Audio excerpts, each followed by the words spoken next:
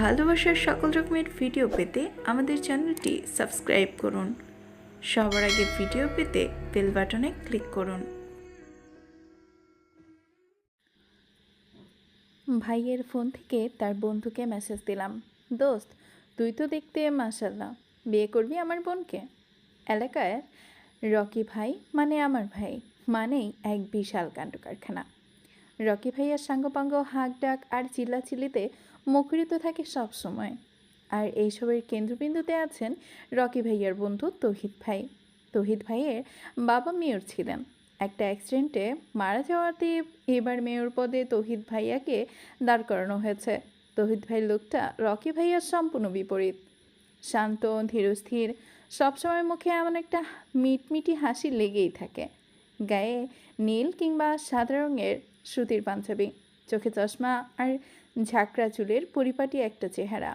Rocky ভাইয়ার ধামাধাম স্বভাবের পাশে তৌহিদ ভাই যেন শান্ত নদীর ঠান্ডা পানি।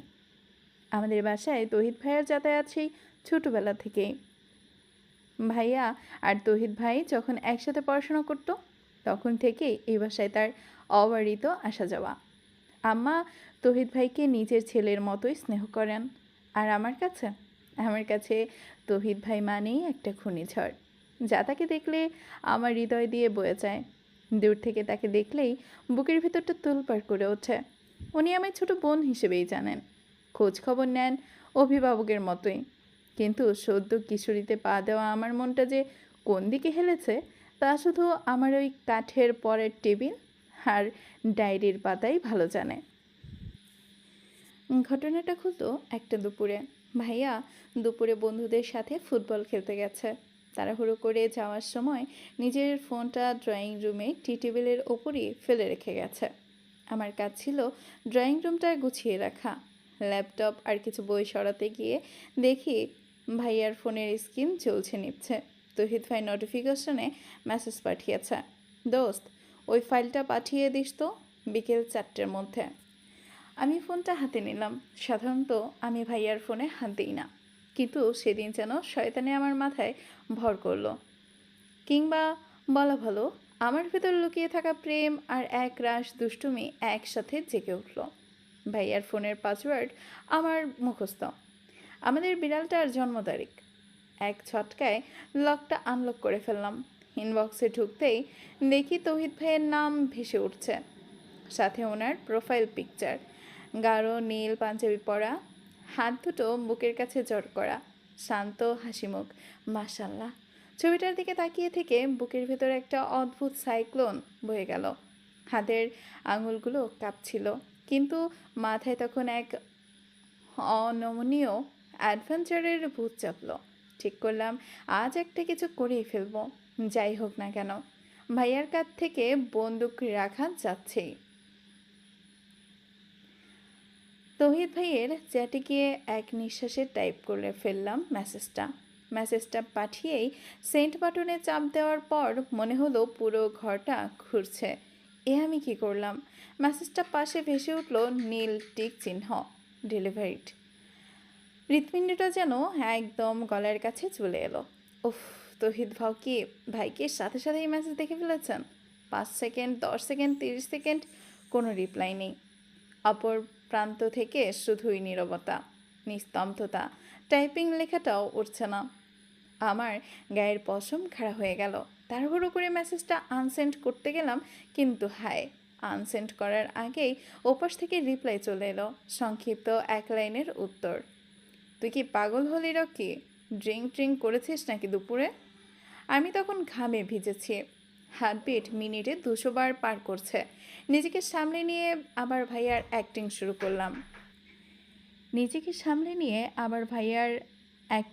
করলাম। রকি ভাইয়া যেভাবে তৌহিদ ভাইয়ার সাথে কথা বলে সেইভাবে টাইপ করলাম। আরে না দোস্ত, সত্যি বলছি, আমার বোনটার জন্য তো পাত্র খুঁজছি। তোর চেয়ে ভালো পাত্র আমি কোথায় পাবো বল, করবি? এবার অন্তত 2 মিনিট নীরবতা। আমি ফোনের স্ক্রিনের দিকে এমনভাবে তাকিয়ে রইলাম যেন আমার জীবনের ভাগ্য পরীক্ষায় রেজাল্ট আউট হচ্ছে। 2 মিনিট পর তৌহিদ ভাইয়ের বিশাল একটা অনুচ্ছেদ এলো। রকি, এসব কি ফাজলামো শুরু করেছিস? জিনিয়া এখনও ছোট, ওর পড়াশোনা বাকি। আর আমি তোদের পরিবারের সাথে কিভাবে যুক্ত সেটা তুই জানিস। মানে ও আমার বড় ভাইয়ের মতো দেখে। তুই কি এসব কথা ভেবেচিন্তে বলছিস? আর কোনো দিন যদি এসব ফালতু রসিকতা করিস, তোর সাথে আমি কথা বলা বন্ধ করে দিব।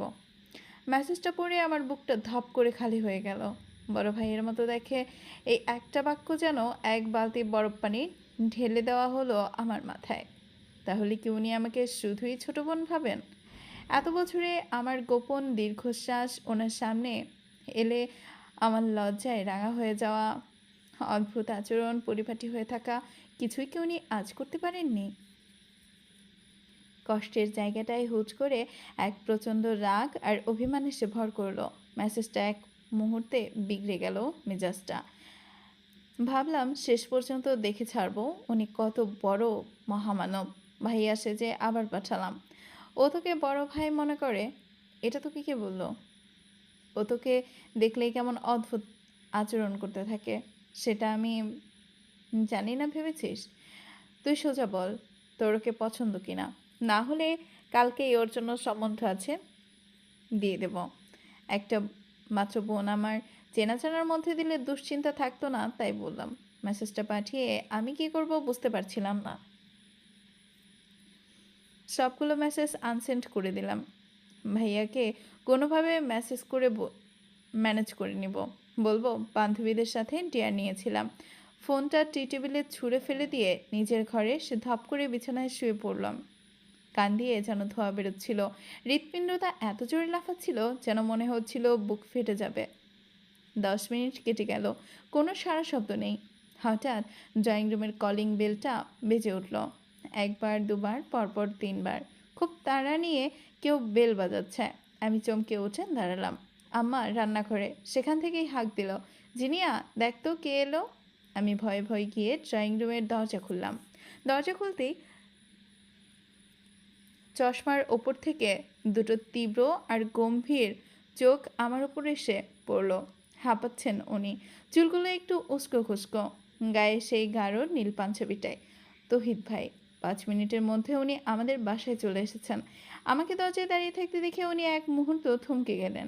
ওনার চোখ মুখের থমথমে ভাবটা নিমিষেই গলে গিয়ে কেমন যেন এক অদ্ভুত বিভ্রান্তি আর দ্বিধায় বদলে গেল।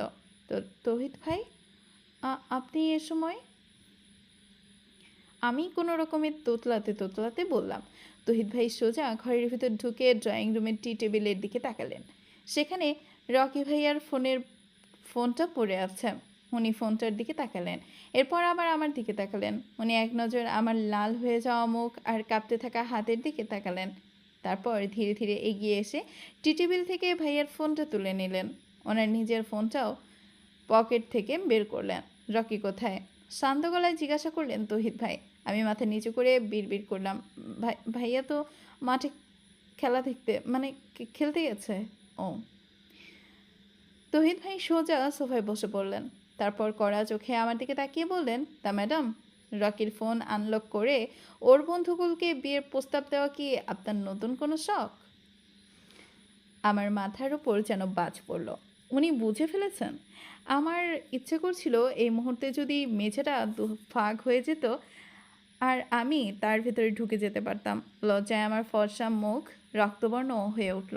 আমি চুপ করে দাঁড়িয়ে রইলাম কেবল, মুখ কোনো কথা ফুটল না। কি হলো, উত্তর দাও। তহিদ ভাইয়ের গলা গম্ভীর্য, কঠিন চোখে চেয়ে আবারও ধমকে উঠলেন, এসব কার মাথার উর্বর মস্তিষ্ক থেকে বেরিয়েছে? আমি কান্না আর লজ্জার শেষ সীমায় পৌঁছে গেলাম। মাথা নিচু করে শক্ত হয়ে দাঁড়িয়ে রইলাম। তহিদ ভাই কিছুক্ষণ নীরব রইলেন। তারপর একটা দীর্ঘশ্বাস ফেলে পকেট থেকে রুমাল বের করে কপালের ঘাম মুছলেন। আম্মু বোধহয় ওনার গলার আওয়াজ পেয়েছেন। রান্নাঘর থেকে বেরিয়ে এসে দাঁড়িয়েছেন। তহিদ ভাইকে বসা আর আমাকে এভাবে দাঁড়িয়ে থাকতে দেখে কি বুঝলেন কে জানে, তবে আমাকে ধমক দিয়ে বললেন, তহিদ এসেছে আর তুই আমাকে না ডেকে এখানে দাঁড়িয়ে আছিস? যা, ওর জন্য 1 কাপ চা করে আন। তা তহিদ, রকির কাছে এসেছিলে তাই না? রকি তো মাঠে গেল। আমার ভয় দ্বিগুণ বেড়ে গেল। এখান থেকে যেতে ইচ্ছে করলেও যেতে পারছি না। তহিদ ভাই বললেন, না আন্টি, আমি আপনার কাছে এসেছিলাম। এবার যেন আমার মাথায় আকাশ ভেঙে পড়ল। উনি আর চোখে আমাকেই দেখলেন। উনি তবে আম্মুকে বলে দেবেন? আর ভাবতে পারছি না। আমার মাথা ঘুরতে শুরু করছিল তখন। মেঘ জমেছে নীল রঙে। পর্ব 1 সুমনের সাথী চলবে।